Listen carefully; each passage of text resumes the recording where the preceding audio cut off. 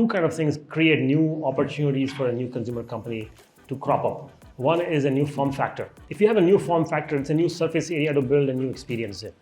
And that could lead to a differentiated sort of approach.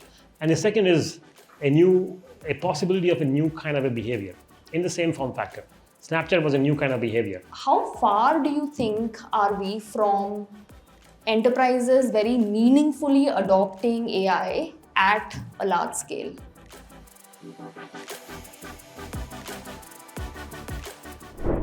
Without wait, Hemant, it is such a pleasure to have you with us today. Thank you for having me. I was just talking to these folks earlier, and I felt like everybody's here to meet Vivek, and they got me. So hopefully, I'll put up a good show. But thanks for having me here.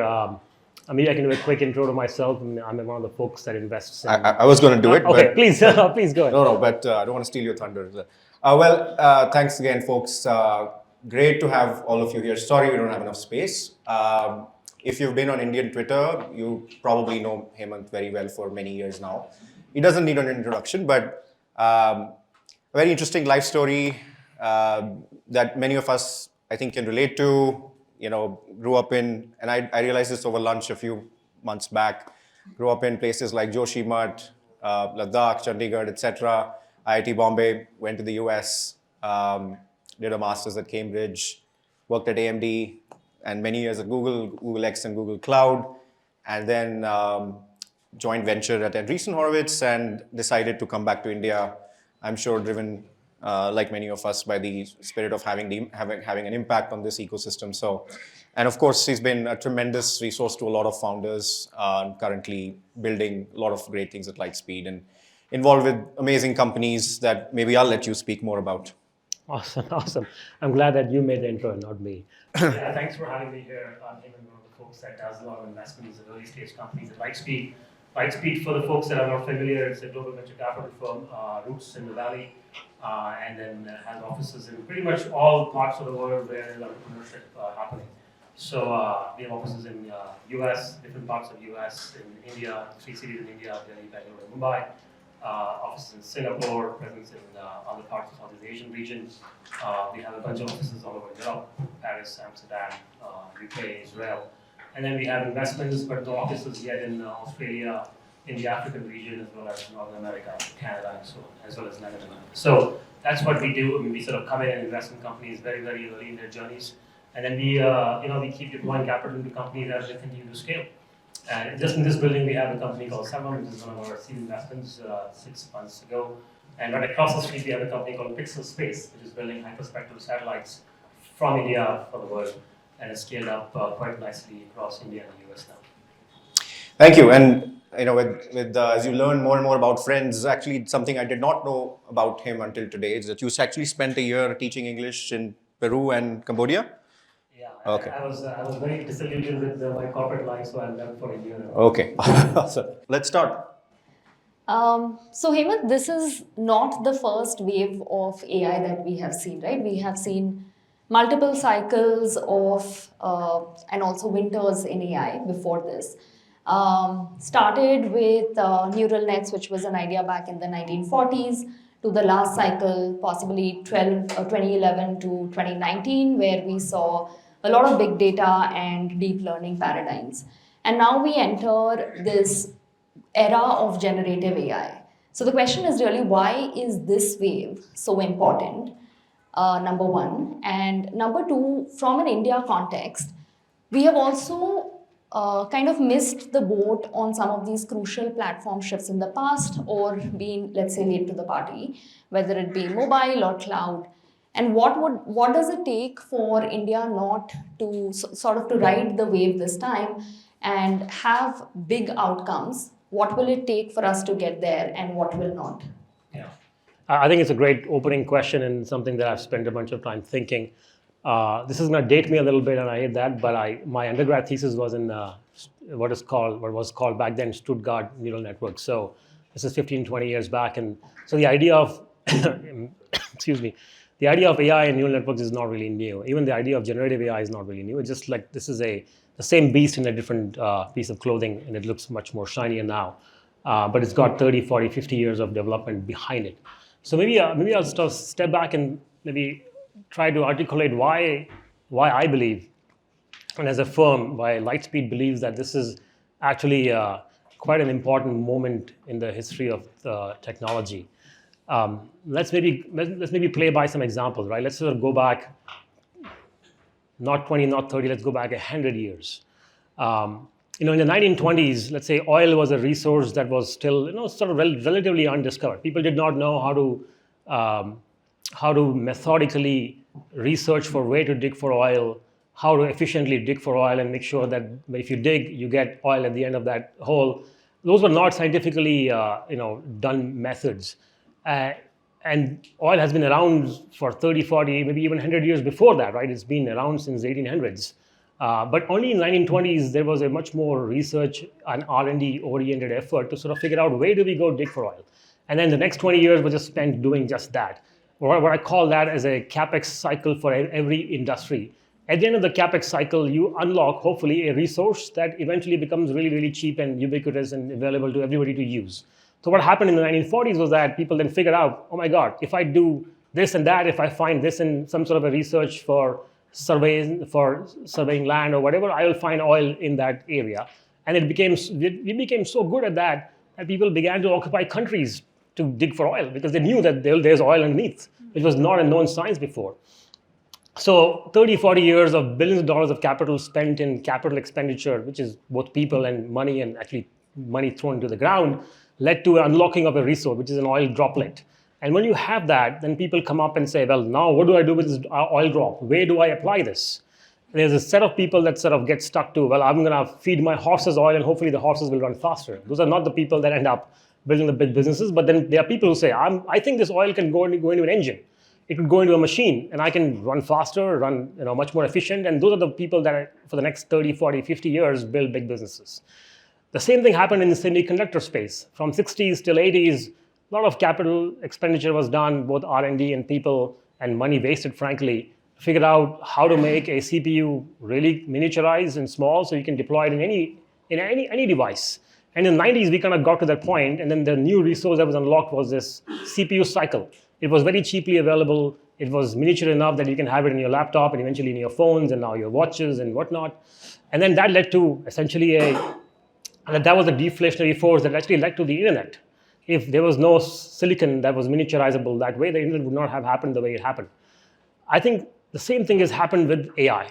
50, 60 years of research capital that has been expended and put into the ground, much of it wasted, frankly. But people have been building on that, and the new resource that has been unlocked now, finally after 30, 40, 50 years, is this AI token. It is right now expensive. Right now it's very hard to mine, right? Only NVIDIA mines it really well, but other people are trying very hard to mine, like Exxon was, and then AMD was in the 60s and 70s, and Intel was. Now NVIDIA is the only one that has mined it really well, but if people are able to figure out how to mine this AI token really well, at one point we will get to a point where everybody will have access to very cheap and very, very scalable AI tokens on the other side. And that will lead to a new kind of a revolution that led to the internet in the 90s, that led to the car revolution in the 40s. Although, if you don't know this, there were 1,800 car companies in the US alone. And now they are probably 15 or 20 globally. So there will be this massive, upsurge in people trying to take this token and then building stuff on top of it. But many may not work out, many would not work out, but those that work out will then lead the engine of growth and productivity for the next 30, 40, 50 years. That's what we believe. That's what we think is happening in the world. And it's very hard to see in a 1 to 2 year cycle, but it's very clear if you were to sort of look back from 10 years ahead. Oh my God, we were doing things like this. That was so weird. So that's the historical play, I think, why this moment in time is really important. Now, let's connect it back to software, right? Because India is going to play a pretty important role in the world of software, both consumer and enterprise. Software so far has been written in a way that I conceptually think about as algorithm-driven, flowchart-driven. Think about how do you open up an app. Let's say you have Swiggy, you open an app, it shows you a discovery platform of what to buy. You click on a few buttons, you go to a different page, and you choose some other accompaniments, you go to a third page, you choose your payment method, you go to a fourth page, you do a tracking. This is all cognitive-driven workflows. You have a mission in mind, and you got to sort of then tune that mission according to what the software allows you to do. The software doesn't allow you to sort of say, give me food, and it gives you food. It does not allow you to do that. But because the software is written algorithmically, you have to sort of shape your end goal in a way that the software can understand, which is a 5, 10, 50, 100-step process. If you go to a complicated enterprise workflow, it'll be a 100-step process to get what, could be a basic dashboard for my revenue churn. So what I think AI is now able to do and is beginning to do is getting straight to the answer. And the next generation of software that will be written would look very different from what the software today is. I'll at this point maybe do an icebreaker, quick experiment to just help people understand why this is so important, right? So who's good at catching things in the crowd? Maybe the first 3 or 4 rows. Please raise your hand. I'm going to throw something at you. It's not going to... Okay, you. I usually throw my phone, but I have access to something much simpler. I'm going to throw maybe this. Okay, so everybody should watch this person, what's really happening here, right? So I'm going to throw it. Okay, so I threw it, you caught it. What was going on in your mind when you were thinking about where do I put my hand so I'll be able to catch it? I mean, mostly it was instinctive. So Instinctive, right? You did not, okay. If you were a robot, what do you think you would have had to do to catch that thing? like calculate the trajectory or maybe like it is a projectile, right? So Yeah. given from the JE concepts, I'll calculate. Yeah, there's an engineer in the house. So yeah, you're right. If you were a machine of any kind, Yeah. you would be solving partial differential equations in your head. Right, What is that? That's a cognitive load. That is a compute problem. right. It is not an insight problem, right? But why do you know where the ball is going to be, where the object is going to be? Why do you know that? Because I have played so much cricket. Okay, let's say you had not played any cricket at all. Would even then you would have had an inkling of where that object could be? You may not be able to catch it, Yeah. but you would have an idea, right? Yeah. It's around that area. Right. You're not doing a mathematical compute if you've never played cricket, for example. Right. True. You still don't do a mathematical compute. You instinctively know. It is because over 2 million years, our body has taken, or the genetics have taken 2 million years of data to figure out these equations that the mind is actually solving real time, but we don't know. We're not really calculating, but we are knowing the answer without really calculating it. Yeah. With AI, I think this is the interesting thing. With AI, you don't have to make the AI calculate things to know the answer. The AI just knows the answer. How does it know? It's got 2 million parameters, for example. Like we have 2 million years of training data. It's got training data that is specific to its use case. And there will be cricketer AI who will have specific training data for catching things. And they will catch it in rain, sunshine, night, daytime, whatever, right? They're going to be just much more fine-tuned to a catching use case, a robot trained on that model. So the software of next 10, 20, 30 years, it may take a long time to really get there, is going to look very different from Swiggy. I'm going to just go tell Swiggy, I want to eat now. That app will be sitting on my phone. It'll know what my now is. It'll know what my where is. It'll basically have an agent, and we'll talk about agents in the conversation today. It'll find out a way. It'll even probably have connections to my body. It'll have my ultra-human device. It'll know my glucose level, if I need maybe more sugar, less sugar. Maybe I went to the gym in the morning. It'll know my heart rate pattern. It'll say, well, I think you need more protein today. It'll just order the thing. It'll track it. It might even have a voice LLM, server powered hopefully, which will call the agent and say, bhaiya, yahan pe chhodna hai. Because it knows office mein, they will leave it at reception, home, it will leave it at the door. It'll know that. It'll call the person and say, well, yahan pe chhodna hai. I will just say, I want to eat, and the food will arrive at my door. It'll tell me that food has arrived at the door. That is the answer first approach versus 5 steps to get to the answer. And if you are building software, imagine what you could do. You could do enterprise software by asking, what's my revenue? Versus clicking 10 buttons. That's the power of AI that I think is going to be unlocked over the next decade or so, only because we have the technology reaching where it is. So I think you're onto something very subtle, which is why I think it's important for all of us to appreciate. But one way that people have been describing it is the discriminative AI has been developing over a long period of time. What is very different about the last couple of years is that generative and understanding of the language itself is the new thing. So sometimes we also meet a lot of startups and every startup today has an AI story, right? And then you kind of parse, okay, is something changing because of the generative AI? But I guess you're not describing it as sort of discriminative plus generative. You're saying that fundamentally how any code is written is more answer first now? And how do you exactly define that? So, because the answer is somewhere hidden in the model itself, the humans don't have to go find a process that fits in the software's construct. The humans just need to care about, what do I need right now? I need food. Okay, just order the food. I need 5 best news items for Israel today. I just ask that. What has happened with Perplexity? We don't look for a list of 10, 20 articles and decide which ones to click on and go back to the main page, click on the second one and third one. We just sort of say, tell me what the answer is. And the Perplexity model just gives you the answer. That would be where the world will end up. Lots of caveats. So can I just pick up on, so what does it, in terms of founders that we are meeting, you are meeting, are you making this point, are you emphasizing this because you think founders are not thinking about it boldly enough? Would that be an inference?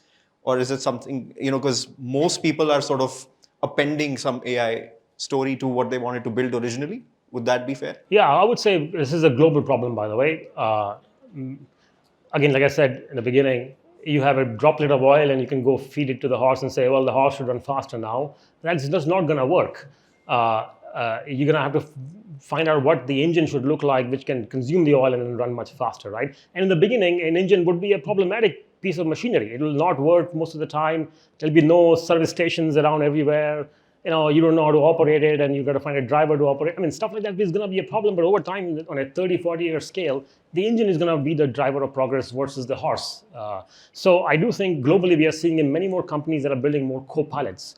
And remember, co-pilots are a great use case. It's easy to do it, but the incumbents have a massive advantage if you are trying to layer on a co-pilot on top of an existing workflow. They can do the co-pilot is a 10% advantage. It's not a 10x advantage. What we are looking for is a 10x advantage. So what's an example of something you've seen recently which you think there's a founder who's actually gone back to the very first principles and really thought of something that's 10x, not I mean, they're 10% better? Yeah, we have done 2 investments. I can do very briefly. Well, Sarvam is one example of that. The reason I think it's 10x is because nobody in the world has solved the voice-to-voice problem. Every single model in the world, Vicuna, Llama 2, 3, whatever, GPT, OpenAI's GPT, as well as Microsoft GPT, then there is, there is Claude and so on and so forth. Every one of the models is a text-to-text model and is mostly English to English. And they're competing for what I think is going to get eventually commoditized. And I'll talk about why that is a big risk in the foundation model business. But voice-to-voice is a much harder problem because it has to then absorb tonalities, absorb emotions, prosody, all right? All of that stuff is very hard to capture. So it's a very data-intensive problem, and voice data is very hard to capture. Like text is capturable, but nobody's recording a voice. Anything on the web is essentially a recording. It's in perpetuity, it's a recording, right? But imagine when I'm speaking to you, nobody's recording this conversation. Hopefully not this one. Maybe this one is recorded, but you get my point, right? And all the models that are, so it's very hard to build a voice-to-voice model. And if you crack that, you then leapfrog what is existing voice-to-voice, because existing voice-to-voice is voice-to-text, text-to-text again for the answer, and then the answer back in voice. And that can never be as human-like as voice-to-voice can be. So that's one example of that. I'll just pause there. I'll just circle back to something very interesting you said. So you said, number one, because of these multiple cycles of AI, one unique resource is now unlocked. That resource will soon become ubiquitous as costs go down, as adoption increases, and it will finally lead to a very different shape of software as such. Maybe voice-to-voice is one example you took, but how are you looking at some opportunities that currently exist for founders that you feel are, let's say, meaty enough to go after? And very specifically, what are the kind of opportunities that founders repeatedly make a mistake at going after, possibly tar pit ideas? So how do you differentiate between these two, and what would your advice for founders in India would be? Yeah. So, I mean, look, this is one person's opinion, so please, if I say this area is not interesting, it is just me saying it, so it might be interesting to find, and we are almost very often wrong about some of these things. So, let's go back to the oil example, right? When oil was very hard to discover, then a lot of companies and a lot of value was created in companies that helped you dig for oil at the right places. So the big companies in the very beginning of the oil cycle were the likes of Exxon, Chevron, BP, and so on and so forth. Even same is true for chip industry. The beginning of the chip industry, I mean, people who unlocked how to create a really effective chip were the ones that accrued a lot of value in the semiconductor supply chain. Intel, Fairchild in the beginning, Intel, AMD, IBM, HP, and so on and so forth. But over time, the value kind of goes above the stack because then you touch closer to the consumer. It's a much wider surface area to explore, and a new business model could emerge that is much more profitable. In the beginning of AI, I think right now we are still at the IBM layer, right? And a lot of the stuff we just don't know how to mine for AI tokens very effectively. I mean, the GPUs themselves are built for C and C++ languages 20 years back. Today, the language of AI is not C, it's Rust and Python. Nobody has built even a GPU that is optimized for these kind of languages, and who knows what is going to happen next. So I think a lot of the value today that is much more clearly identifiable and targetable is what would look like a Chevron, Exxon, BP of this business, which is why NVIDIA has grown in so much value, which is why Anthropics and all the other companies have raised so much capital, because everybody knows that area, if you get right, there'll not be 20 of those companies, but the ones that stay back are going to be massive companies, and they will power the next 20, 30, 40, 50 years of this wave. Above that, I mean, what's the above that of the oil industry? I mean, you've done the exploration and you have the machinery, but then there's transport companies that pick up the oil and transport it. There are probably pipeline companies and tooling companies that come in sort of say, oh, I'll store it here, I'll store it there, so on and so forth. So that's the second layer of the AI industry, which is like, okay, you got the foundation model, I'll give you data to build the foundation model on top of. So there's a bunch of companies like Fiddler and Scale and all of that are building better data. It's not dumb data. It's like annotated, clear data for video, audio, text. Even there, you could sort of say verticalized data for healthcare, fintech, edtech, whatever. And then you go layer above that, which is the tooling of AI, right? How do I provide security, privacy, observability, right? Model inference and things like that. And then above that is the application layer, both enterprise and consumer. So right now the value is locked in the bottom because the bottom is just moving so quickly. The moment you sort of say, well, I built a better airplane, somebody has built a better engine in the factory, and then, oh, my airplane, which was launched 2 days after your airplane, is much faster because the engine is much faster. So it's very hard to really build a big company on the application side today. Not that you can't, we have invested in a bunch of application companies, but it is just much harder to build and claim that I have a faster airplane, so buy my airplane, take a ride on my airplane, because tomorrow the LLMs will be 10x faster because somebody will just come up with a new transformer-like model, and just by that reason alone, the new airplane, for no other reason except the engine is faster, is going to run faster. And you can't. Your claim to fame is gone, right? So many people are saying, let me just wait for the airplane business. Let me just build the factory business. Let me just invest in the factory business. And there are companies that are just investing there. Who is building the better engine? But I think in this business, if you are too late to the airplane business, you lose investing in an airline completely. Right, so we have to be very watchful of, do we invest in the factory today, or do we invest in the engine factory? Do we invest in the application layer? We are doing a bit of both, but it is much harder to invest in the application category because it will see a lot of death. By default, it will see a lot of that, and look, that's not new. Internet, 90% of internet companies died before internet was like as big as it is today, and even within that, only one business model has survived, which is ad-driven. Right, so after 30 years of the internet, there's only one business model. So those things will happen over time, but right now we are focused a lot more, at least from the India side, we have done most of the investments are in the engine kind of layer, right? Foundation models, data, observability, or some sort of like an infrastructure-specific company, API companies. And then we have looked at a couple of application layer companies, but it's been just harder to figure out which one will win.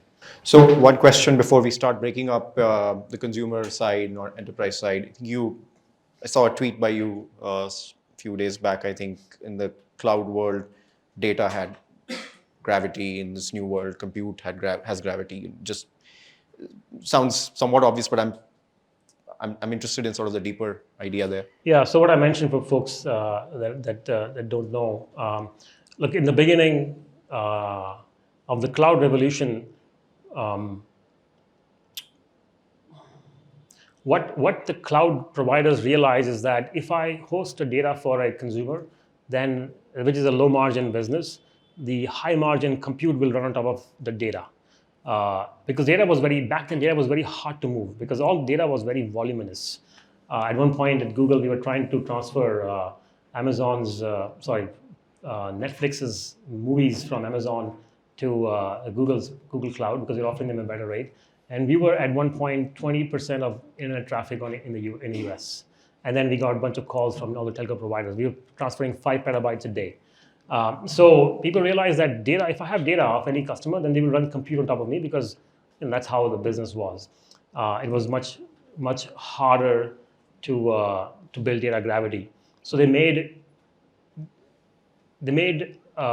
egressing data, which is exiting data from a cloud platform, extremely expensive. But putting data into the cloud was actually free, even though clouds were being charged by telcos for that data path, but they were just making it free.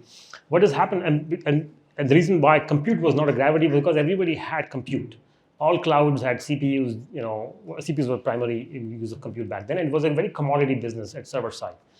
Right now with GPUs, you don't need data that is massive. I mean, a 7 billion parameter model is not petabytes in size, it's terabytes, it's text data, right? So you don't need data to be that important, but compute is very hard to get because GPUs are very few and far between.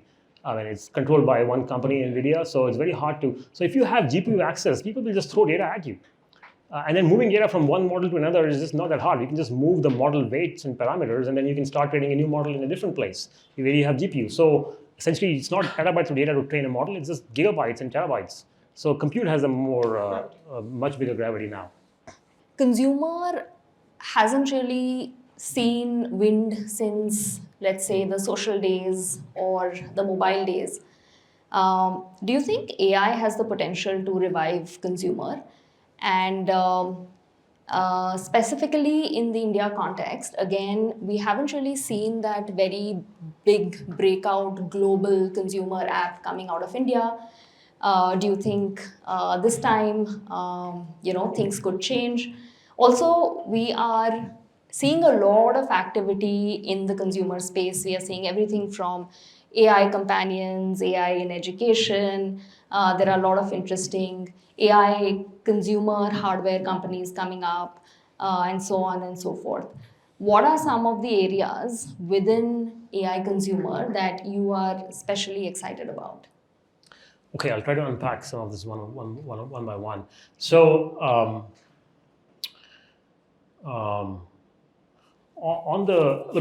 consumer, I would say, consumer goes through cycles. And by the way, enterprise also goes through cycles. There are categories in enterprise that are super saturated, and there are categories in consumer that are super saturated.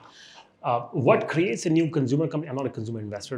I don't even have an Instagram account, so I'm that backwards in my consumer lens. But look, in my opinion, two kind of things create new opportunities for a new consumer company to crop up. One is a new form factor, right? So you had a dumb phone, then you had a smartphone. It's a new form factor. You had a laptop, or you had a PC, then you had a laptop, new form factor. You had, now we have Apple headsets. Maybe that's a new form factor. So that's if you have a new form factor, it's a new surface area to build a new experience in, and that could lead to a differentiated sort of approach. And the second is a possibility of a new kind of a behavior in the same form factor. Snapchat was a new kind of behavior, right? It was competing with all the other social media companies. And then many other like Be Real and those guys came up and said, well, I'm going to create a new kind of behavior. And they did not stick around as long, like a Snapchat did. But you have a shot. If you're trying to unlock a new human behavior that exists, but you're just digitizing it in some way, in a very consumery kind of viral way, then you have a shot at building a new consumer company in the same form factor. So new form factor, existing behavior, or same form factor, a new kind of behavior. Those are the only two opportunities that exist in consumer because the market is just so crowded. I think with AI, I don't know whether you have a new form factor. I mean, I know Rabbit is a new phone that Khosla invested in, and maybe that's a new form factor, and you could build a new consumer kind of play there. But I think the opportunity isn't just new behavior. It's this whole idea of me calculating a trajectory of a ball and catching it versus me just knowing where the ball is going to land and catching it there. What does that imply?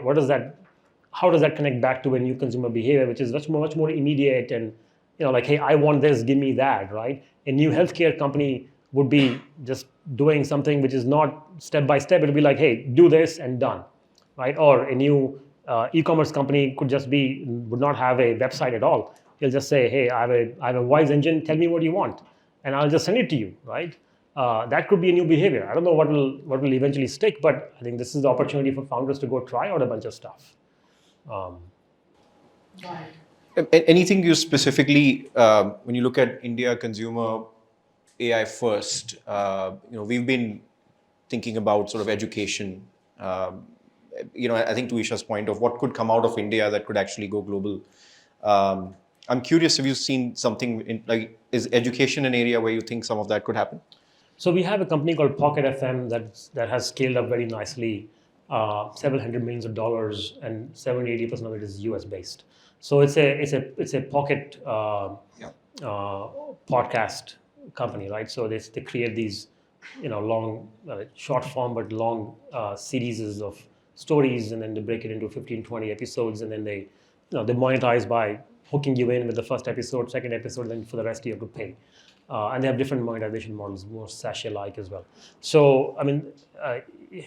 is that like an AI first story? So, yeah. So the AI story there is that, look, I mean, like what is Spotify doing? I mean, Spotify is paying a bunch of their singers and artists money for the usage, right? But eventually, what if they integrate with Suno.ai or some other company which is just building, which is creating songs de novo, right? Hopefully all the copyright issues are going to be solved for them. But then you don't have, then a 40% gross margin business suddenly becomes a 95% gross margin business, right? You can create infinite content. Hopefully all of this will be Billboard top charts, but there's no payout to a artist at the back end. Similarly for podcast, what if you could replicate some really amazing sounding deep voice, both men, women, as well as children, and you have a generative AI model that just creates interesting scripts, and you can create thousands of them and just start experimenting and see which ones actually are getting a lot of pull, and then double down and create a longer story around those lines, both the story themselves, which is written, as well as the audio podcasting part of it, which will be very human-like, right? If you're able to create that, you create a system which is 95% gross margin and infinite content. Right? You can experiment a lot, much more faster. You can do different languages without having to worry about supply and supply quality. It's all very well controlled. So that could be a pretty massive business, right? I think in the interest of time, we'll start covering. I know, by the way, goes without saying, even if we spend 3 hours, we'll be scratching the surface of a lot of things. But the idea is to get some good insights. Enterprise. So one of the, I think a huge number of people here are building and reimagining sort of, co-pilots for lots of functions. So my first question is to actually go back to what you were saying. Do you feel right now there are too many people who are essentially taking any functional role, whether it's, and we've done some investments in with this team as well, but whether it's a designer or a product manager or even DevOps and across, and trying to essentially create a co-pilot. And in your mind, is that too crowded, too overrated already? No, I mean, I think, look, in the beginning, a lot of things will be tried by entrepreneurs. So it might feel like it's a hot cauldron of a bit of a mess. But I think that's by design. And I think that is what pulls the market forward. If people are not experimenting and failing very quickly, I think we have a much bigger problem to solve. So I actually like that there's a ton of stuff happening and a lot of this doesn't make sense, a lot of it feels incremental. I think it's okay. Over time, that will shape into something much more powerful. So I don't really worry about that as much. I do think that what we care about and what we sort of try to orient towards, and these are all like point in time opinions and will change over time, and the best founders will just make us think differently as well. What I find clarifying is this framework where I look for things that are doing something that used to take 10, 15 steps in just one step or 0 step. To me, that is a remarkable change in productivity curve.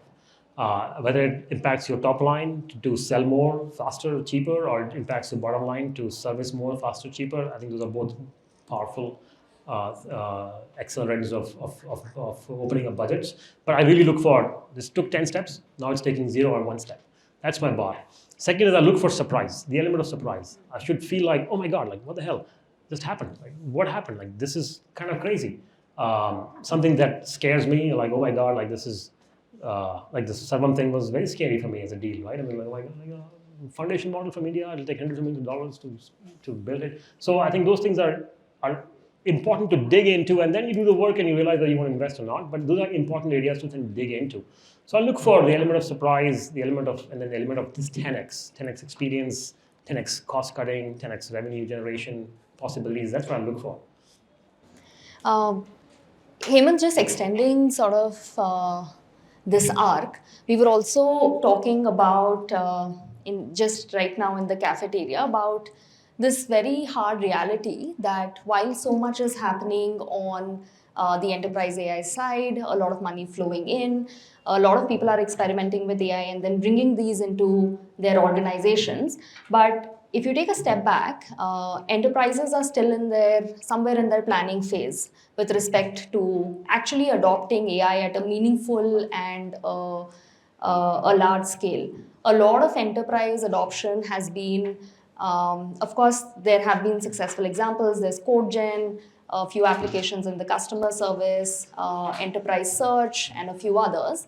But possibly also some these are more likely quick wins, and that don't really require a very enterprise-wide effort at an infra level. How far do you think are we from enterprises very meaningfully adopting AI at a large scale? Is it this year? Is it going to take a lot of time? I don't time the market. I'm not a market timer, which is why my stock portfolio is pretty shitty. But look, I think we care a lot about trend lines, and we believe we build confidence and belief in trend lines. We may be wrong, but more often than not, we're not totally wrong, especially when it comes to trend lines. Like 15 years ago, if you were a CMO of a company and you did not have a social media strategy, you'll be fine. But 10 years ago, if you did not have a social media strategy, you'll be fired. 10 years ago, if you did not have a cloud strategy as a CTO, you'll be fine. 5 years ago, if you did not have that, you'll be fired. Today, if you're a CEO, already it is happening. If you don't have an AI strategy, you might be fired in the next couple of years. So that's what we see when we sit in boards across the world. We are seeing that the expediency and the urgency with which this whole thing has picked up is quite remarkable. And part of it is just because of the capital that has gone into this business, but also partly ChatGPT has spent a couple of $1 billion educating the entire world on what is the possible, the art of the possible, which was not true for cloud and AR, VR, and a bunch of other waves that happened earlier. So I think that trend line is very clear, and we do think over time, if people who are not believing in it will eventually come and believe in it. It will take time though. Now cloud is only 5-6%, but everybody talks about cloud all the time. It's still 5-6% of the IT budgets. The rest of it is still on-prem in old school hardware and software. So that still needs to be digitized. So it'll take time. These are generational shifts. We care about the shift being real, and we don't care about the timing of it. So I think, and there have been recent headlines about how actually, to this point, a lot of the spend is actually captured by services companies initially, right? Like you've seen Accenture, I think, has 3-4 billion of AI revenue right now. So I want to pick up on that point of services, right? Because, and founders rightfully complain that sometimes VCs are too negative on sort of services versus product, right? We're all probably guilty of it. Do you think that for enterprise AI right now, founders should be very open to sort of a lot of thinking of their business as will have a healthy component of services? And I think we're seeing that in being talked about more and more right now, right? AI enabling services. Yeah, I think most of the infrastructure companies we invest in have 30% professional services. So that's like even before the LLMs. But maybe I'll touch upon what I think is a broader thing that we have been thinking about. Look, right now, what is an LLM? LLM essentially is a generative engine. And a generative engine is a machine that has infinite memory and instant recall. It has, ideally, an LLM would have all kinds of data that has ever been published publicly and is available for them to absorb textual, video, audio, whatever. And it'll have infinite memory for all data that has ever been published. And it'll have instant recall. If I ask a question, what is the answer to life? It'll give me 42. And if I ask what my birthday is, it'll also give me the date. It'll have instant recall. Now, it does not know about data, it does not know how to generate the answer to that question, but if I'm assuming that over time, it'll have infinite memory, so it'll absorb everything. So for me, an LLM is a generative machine, and what is generation good at? Things that happen very frequently. It's a sentence completer in some form of the word, right? In some sense. So services is a very generative ready business because you do the same thing hundreds of times. You write the same code hundreds of times. You do the same sort of customer support ticket hundreds of times. Half the customer tickets are basically what is called RTFM problems, read the fucking manual problems. And these are repetitive motions. 70% of Klarna's customer support requests are things that are already in the Klarna Q&A database that the LLM just queries and responds to from the database. It's not generating anything new. It's just surfacing where the answer already is. And that's the majority of the generative use cases are really good fit for. So I think building a new Infosys would look very different. Now, of course, Infosys will also try to replace people with humans, humans with AI. But building a new Infosys would look very different when you are generating actions that have been done millions of times. In media production, the VFX industry, I think it's a very generative ready industry because most of the time you do the same action 50 different ways. Here's a hand here and you hand here and a hand here and a hand here. I mean, that's what the whole thing is all about. That's how it began, right? Sketching manually, then sketching through digital art, and now automating it.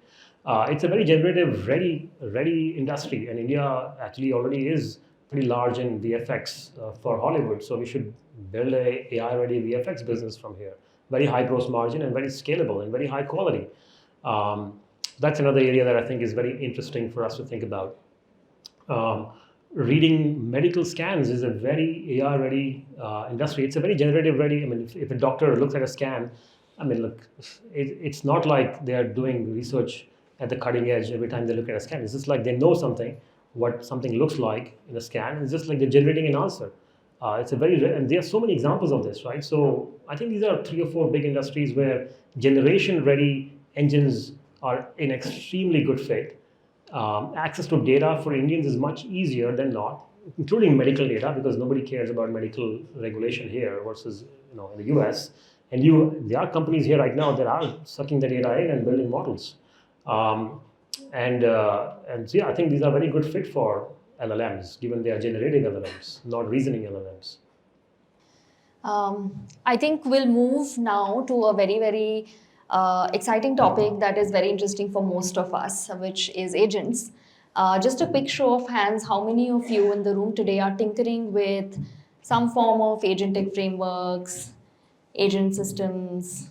Okay, quite a few of you. Fantastic. So again, this is one more area which has seen a lot of hype as well as interest. This is, at the end of the day, the holy grail of automation in so many ways, this entire paradigm of text to action.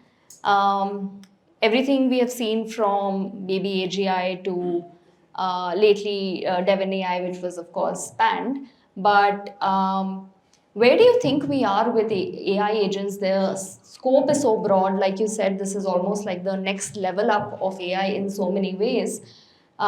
Is the sort of infrastructure not in place to build it? Does that mean there are opportunities for founders? Is it very brittle? Does it need to get more robust? What are the challenges, and hence what are the opportunities it presents? And second, what is your view of what would agents sort of like help unlock? Yeah. So I think this is a very important topic. I think of agents as the application layer of AI. Now, what does that really mean? Today, what does application software do? It allows us to frame our problem statement to the application a certain way, of course, which means clicking a bunch of buttons and clicking a button saying pay this or give me that or whatever. That's what application is. It's an interface to an end software that sits on a server on the other side. It's just what we see. Over time, I think we are moving into a world if agents they fulfill their promise, which is theoretical in nature today.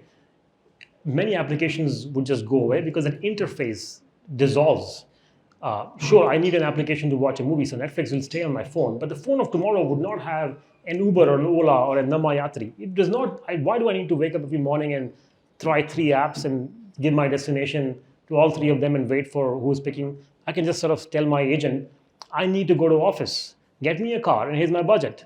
It'll go talk to the agent on the Ola side, talk to the agent on the Namayatri side and the Uber side, and it'll find out who is accepting my order at this price point. It'll also have negotiating leverage, so I can pay 120 rupees versus 100 rupees or whatever, right? If it's urgent, I'll say give whatever, right? And it'll just come back and say, hey, you got a car, and it knows my home address or wherever my location is. It knows what I like in terms of cars, autos versus AC cars or whatever. It'll just give me the answer. So what happens to Uber then? I don't need Uber on my phone. I actually don't want Uber on my phone. I don't need e-commerce apps on my phone. I don't need Swiggy on my phone. I just need to sort of say, give me food. Or I can even say, give me this food or that food. It'll know where to go order it from, right?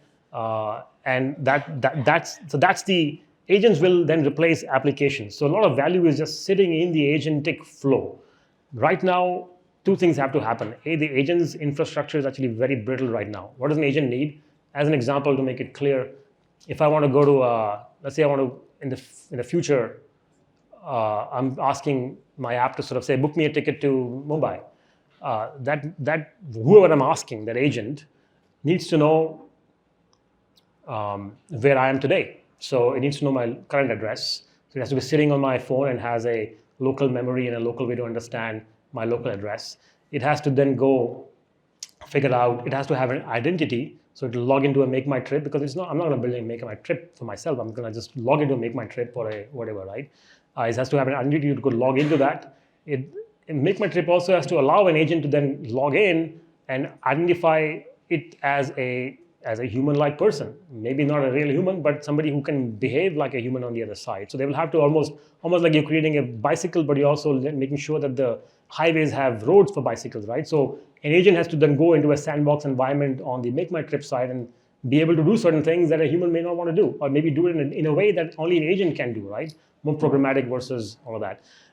Then it has to go book me a ticket, so it has to have a short-term memory of what my location and all that is, but it also has to have long-term memory, private and secure, about my UPI ID, my credit card numbers, my seat preferences, all of that, right? So it has to go provide that. It might come back and say, well, Hemant, here's my option 1A versus 5B, price A versus price B, food options versus no. So it has to come and ask me and interact with me and then hold that position for a few minutes on the other side. Then it has to go make the booking, make the payments. On the day off, it has to put something on my calendar. On the day off, it has to probably book Uber to the airport, maybe check me in on the Jiyatra. Like all that stuff has to happen. It's a pretty massive. So even a single book me a flight requires, imagine how many interactions you have to do. But so it can't happen if a single company says, I want to build an agent. All of the companies that are interacting in the agentic flow have to also agree that I'm allowing you to do certain things a certain way for the entire workflow, a simple workflow like booking a cab or booking a flight, to then come to fruition. So this will take a long time. It'll take a long time. APIs will change and become agentic-led APIs. The Postman of that world will look very different from Postman today. Hasura of that world will look very different from Hasura today. Browser test of that world will look very different because browsers might go away. Right? Application testing might go away. It will be maybe agentic testing. So who knows? So that's the opportunity. But if you crack that, you are building a new kind of an app. You're building a different Uber, a different whatever, right? So that's the. Is your sense that in a world like that, there will be a need for a lot of vertical agents, or is a sense that eventually the horizontal, like all the examples you were going through, again and again, I was thinking of Google again, right? Like, will the horizontals actually have so much power still that eventually they won't leave much space? Some of this repeated workflow type horizontal companies will not have an interface with me anymore because I don't want them to. Right. I don't want a clear tax app on my phone. I just want to say, pay my taxes, agent. Right. So I think we'll flip the software world a little bit in the next 5-10 years. I will have 50 agents of myself. Right? One will be very, very familiar with my tax codes and my tax preferences. One will be my agent for booking flights. One will be my agent for booking cabs. One will be booking calendar events and I don't know, like restaurants, all that, right? So I will have Hemant agents that do certain things really well, and they will have workflows that are right, very, very accurate for that particular use case. And I might have a meta agent sitting on my phone which coordinates, which orchestrates. This request should go to that agent. That agent has a workflow that does something with somebody else. That's the architecture, I think, that needs to be thought through very well. Yeah. And both sides have to come together. I want to ask you about sort of how this also interacts with stuff like Web3, because a few years ago, people already started talking about how agents will need to transact with each other, and Would that actually be trustless over a blockchain, etc.? But we'll see if we have time for that towards the end. I think we should move to one topic before audience questions, which is what does this new world from a VC's perspective? We have a certain lens at pre-seed. You guys have a very strong lens around seed, Series A, etc. What is this changing about what to look for in founders? Besides the fundamentals that always matter, the outlier qualities.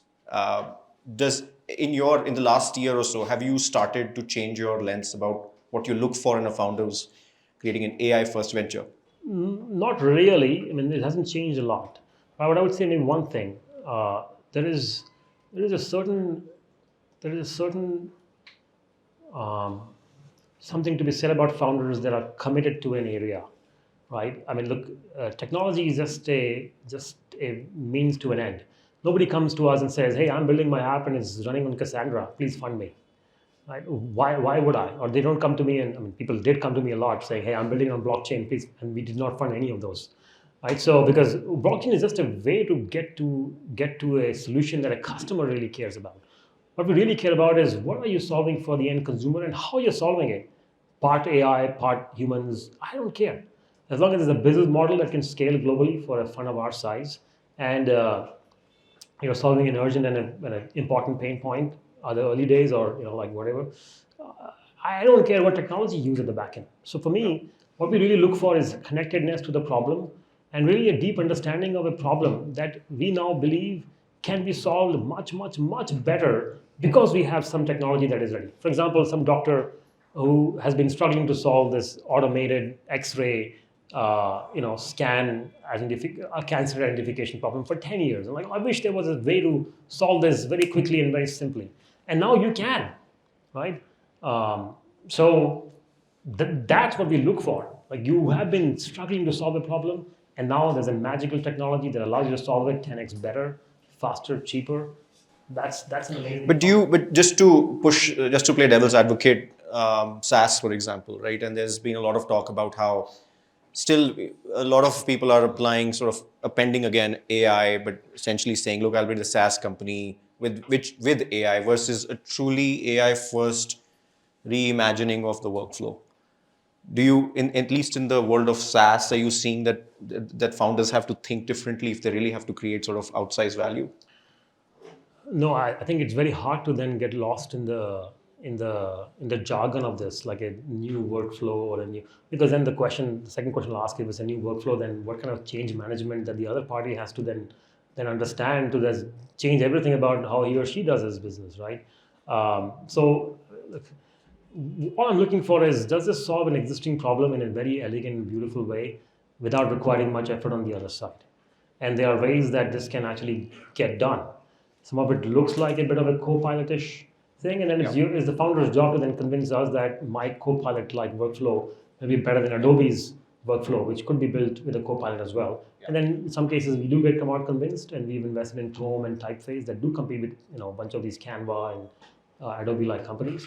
And then in many cases we don't come out convinced and we don't invest. Got it. Okay, one question which I think before we go to rapid fire, US versus India, a lot of founders seem to be now currently getting this impression that, you might as well move to Silicon Valley because this is a sudden golden age, and it will be hard to build these companies out of India. Of course, exceptions like Sharma would be obviously not fitting that. But do you have a point of view on whether you look for founders with that inclination? Does it matter? We're a global fund, so broadly speaking, wherever you are, we will come find you and invest. So Same here. yes, you guys as well. So but then I do feel like there are things that we need a better class of investors in India. We need a better class of founders in India. Founders who can dream and imagine a world in a very different way, and investors who can dream alongside them. If you don't have that, then it'll be very tough to really compete in the global stage. Fantastic. Before we move on to opening for question and answers from the audience, Hemant will put you in a slight corner and ask you a few rapid fire questions. So, number one, what is your most controversial take on AI that you have today? It's just another technology. There's nothing. It's just any other technology. It's like when databases came out, it was like, oh my god, a database that's scalable globally. But it's just technology. It is not a solution. It's a tech. Got it. What is one AI startup that you wished a founder would build in India? I would love to invest in a GPU company, but it's been hard to find. I actually came close once, so it's not. but yeah, I think it's a very good opportunity, and we have the talent to do it. What is one example of the coolest product that you have seen in AI that has really wowed you? Suno has been pretty impressive, I would say. Got it. One mistake that you see Indian founders often make while evaluating opportunities in AI.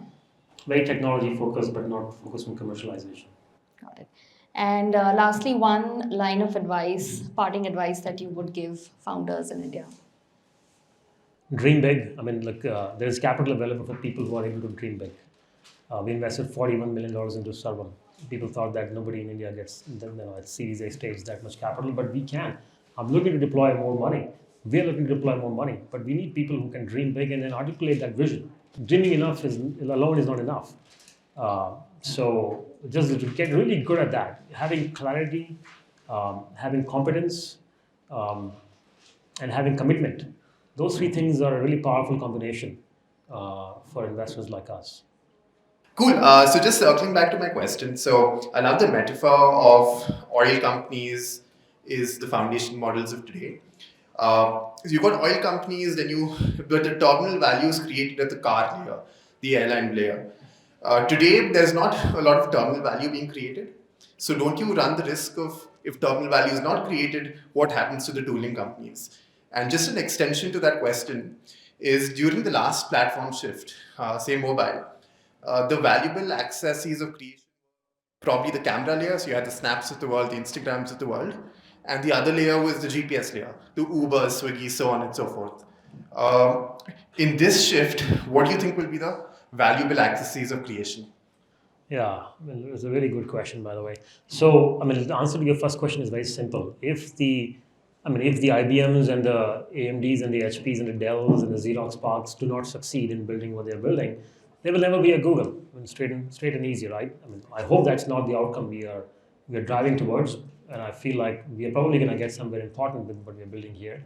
But if the application layer does not, if we never get there, if we never stabilize the underlying layers, and if you don't stabilize it, people can't build on top, people can't build below. If the CPU architecture kept changing every month, Dell and HP would not know how to build their chassis and their motherboards to support that CPU. And application and kernels would not build on top to sort of say, I'm going to build for Intel x86 or x86 64, HPR, Spark or whatever, right? So you need to have stabilization and high quality in the middle so people can build below it and people can build above it. Developer activities will be very high in the beginning here, and then it'll move above and below. Usually it moves above, actually, because the margins are there and the volume is there. So to answer your first question, if we don't get there, we just don't get there. The whole hype dies out, and then we go back to something new. Second question is a more interesting question. I haven't really thought about that from that perspective because I agree with you. A capacitive lens is another one. Capacitive screen is one, which allowed people to build certain experiences, behaviors that were not true before, like the pan and zoom and click and swipe and all of that. GPS is another one, and camera is the third one. And all of these were many, many years of research that kind of led to the miniaturization and the quality that can be fitted into a phone. I don't know what the equivalent of LLM is, but I'll think about it now. I haven't thought of it that way. So I want to come back to an example you had shared, particularly when speaking about agent infrastructure. You mentioned could be as simple as a solution like book me a ticket to Bombay and then the rest of the kind of workflow at the back end that kind of takes shape. Now, a while ago, your Echo, your Google Home was meant to do exactly that. However, after some initial buzz about that kind of a solution, it's kind of mute at best, right? I'm from Amazon. I used to be at least working at Amazon, and devices as a business was a big pain point there.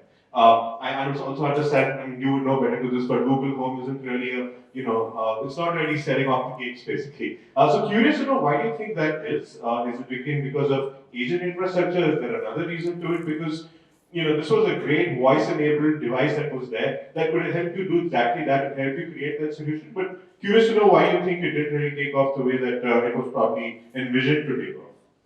Yeah, I mean, I think there was another button, dot or something that was, I don't know, forget the Echo Dot maybe. It could not get. Yeah. So I remember I've never used any of those, but I know some of my friends in the US are using it. I think it was a very niche use case. It did not really work perfectly, is my memory of it. You can order, like milk and eggs and so on and so forth. But if you want to order my I don't know, my party clothes for whatever outdoor event soiree, you can't really do that from that, right? So it was a very specific niche use case. I'm hoping that if you are able to generalize it to many things, hey, book my tickets, or book my restaurants or hotels, or buy me something from, I think you could probably change behavior, because right now you're not really changing behavior. You're still saying adjust your behavior to that one dot machine, but everything else you do like you're doing earlier. But here what I'm saying is that the right way to do it is you actually change behavior horizontally, which is possible now.